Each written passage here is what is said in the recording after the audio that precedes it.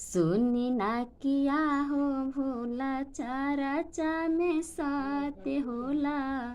सुनी ना किया हो भोला चारा चा में साथ होला। चारा चा करइला पमाना सके पूरा होला। चारा चा करइला पमाना सके पूरा होला। हमहु मनसवा लेके अइनी आहो भोला। हमहु मनसवा लेके अइनी आहो भोला। हमरो मनसवा भोला दिहती पुराई हो। हमरो मनसवा भोला दिहती पुराई हो। हमहु चारा चावा करैती आहो भोला। हमहु चारा चावा करैती आहो भोला। गैया के गोबर से आंगन लिपवैती हो।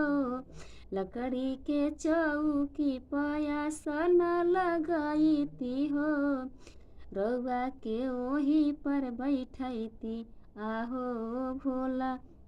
रउआ के ओही पर बैठैती आहो भोला। गंगा जी के जलवा से जल भरी लईती हो। मलिया के बगिया से फूल तोड़ी लईती हो। रौरा चरनिया में चढ़ैती आहो भोला। रउआ चरनिया में चढ़ैती आहो भोला। जाके बजरिया से फल मिठाई लईती हो। जाके बजरिया से फल मीठा लईती हो। रउआ के भोगावा लगैती आहो भोला। रउआ के भोगावा लगैती आहो भोला। गैया के घीवा के दिया नजरैती हो।